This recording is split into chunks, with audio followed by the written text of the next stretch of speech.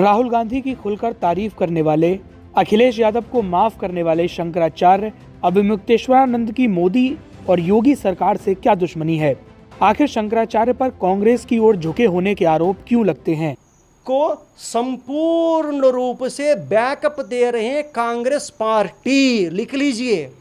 जिन शंकराचार्य का पीएम मोदी ने भी आशीर्वाद लिया, आखिर वे क्यों पीएम मोदी के खिलाफ बोलते हैं?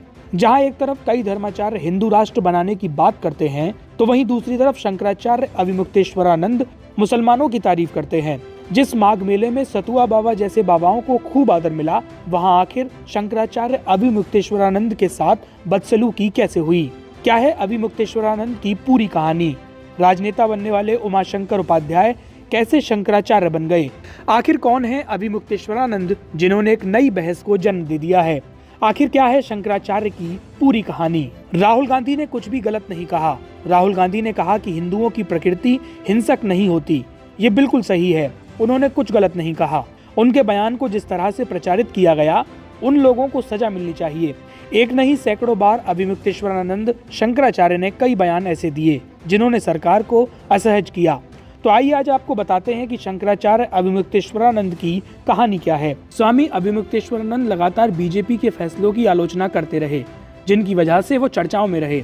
सितंबर 2022 में वाराणसी में काशी विश्वनाथ कॉरिडोर बनाने के लिए पुराने कई मंदिरों को गिराया गया, जिसका उन्होंने खुलकर विरोध किया। 2016 समाजवादी पार्टी की सरकार के दौरान गंगा में मूर्ति विसर्जन पर रोक के खिलाफ आंदोलन में शामिल होने के दौरान वाराणसी में उन पर लाठीचार्ज हुआ। इस समय बीजेपी ने इस कार्रवाई की खूब आलोचना की। 2023 केदारनाथ मंदिर में 228 किलो सोना गायब होने का आरोप लगाया और शंकराचार्य ने इसे गोल्ड घोटाला बताया। साथ ही दिल्ली में बन रहे केदारनाथ मंदिर की प्रतिकृति को लेकर भी शंकराचार्य ने विरोध जताया। उन्होंने कहा केदारनाथ का वास्तविक स्थान हिमालय ही है।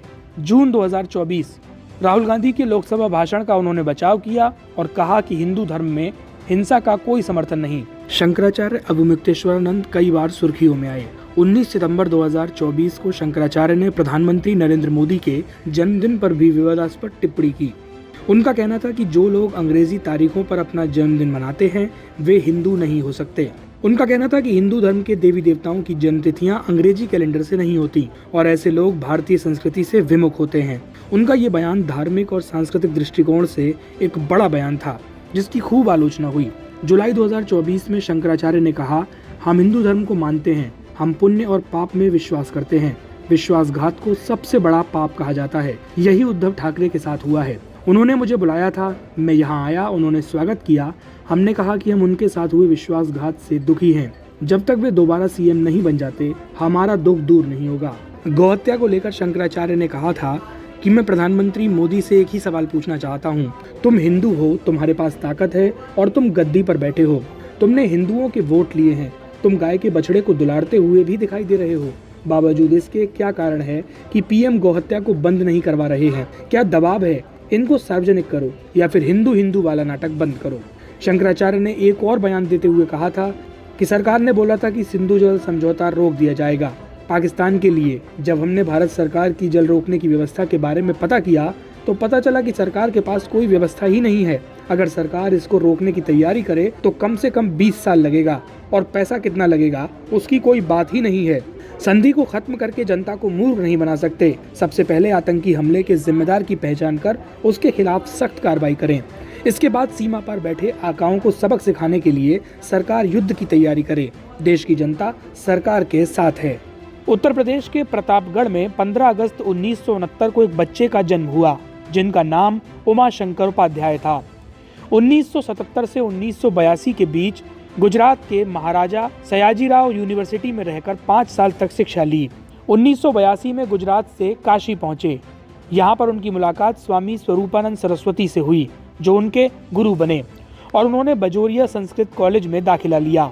1982 से 1990 के बीच वाराणसी के संपूर्णानंद संस्कृत विश्वविद्यालय से शास्त्री और आचार्य की डिग्री हासिल की। इसके बाद वेदांत, व्याकरण, ज्योतिष और हिंदू दर्शन पर गहन अध्ययन किया। बाद में स्वामी स्वरूपानंद के साथ रहकर धार्मिक गतिविधियों में सक्रिय हुए। 2006 में स्वामी स्वरूपानंद सरस्वती से संन्यास की दीक्षा ली और अपना नाम बदलकर स्वामी अभिमुक्तेश्वरानंद सरस्वती रखा। 11 सितंबर 2022 को उनके गुरु स्वरूपानंद सरस्वती का निधन हो गया। उनकी वसीयत के आधार पर ज्योतिर्मठ के उत्तराधिकारी घोषित हुए। पट्टाभिषेक की तैयारियां शुरू हुई, लेकिन विवाद सामने आया। 15 अक्टूबर 2022 को सुप्रीम कोर्ट ने पट्टाभिषेक पर अंतरिम रोक लगा दी। स्वामी गोविंदानंद सरस्वती की याचिका पर सुनवाई हुई, जिसमें नियुक्ति को चुनौती दी गई।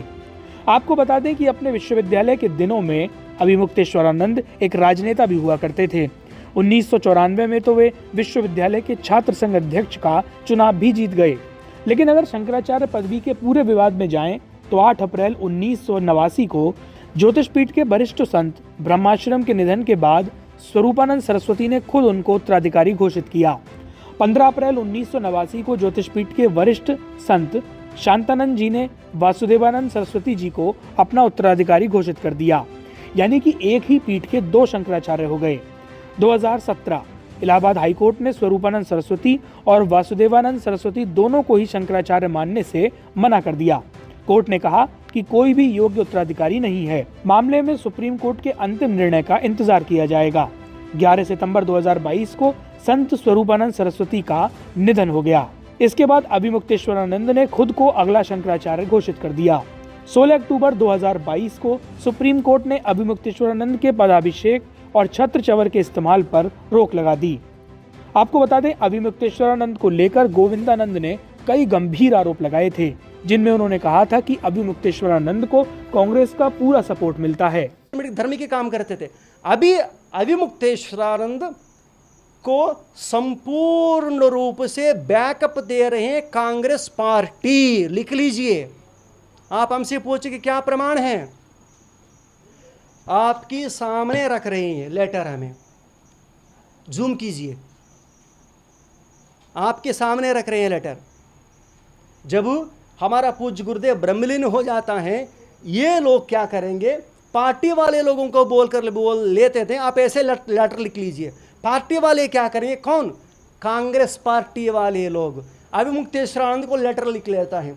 ये लेटर लेकर अभिमुक्तेश्वरानंद क्या करेंगे, सुप्रीम कोर्ट पहुंच जाएंगे।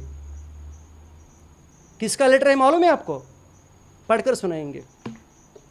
All India Congress committee, Priyanka Gandhi Vadra, general secretary. Letter कब लिखा, 13 सितंबर 2022।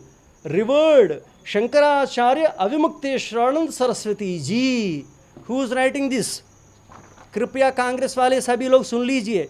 प्रियंका वाड्रा आप भी सुन लीजिए। प्रियंका वाड्रा जी को समझा रहे हैं हमें।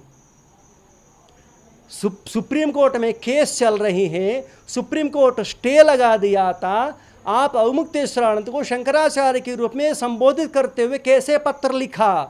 अभी अभिमुक्तेश्वरानंद क्या करेंगे, ये पत्र को सुप्रीम कोर्ट में सबमिट करेंगे। सुप्रीम कोर्ट से अनुरोध करेंगे कि कांग्रेस पार्टी वाले लोग हमको मान लिया शंकराचार्य। कितना मूर्खता की बात है ये। देश जनता से पूछ रही है, अरे भैया शंकराचार्य को तय करने वाले कांग्रेस लोग तय करेंगे क्या? समझ रहे ना।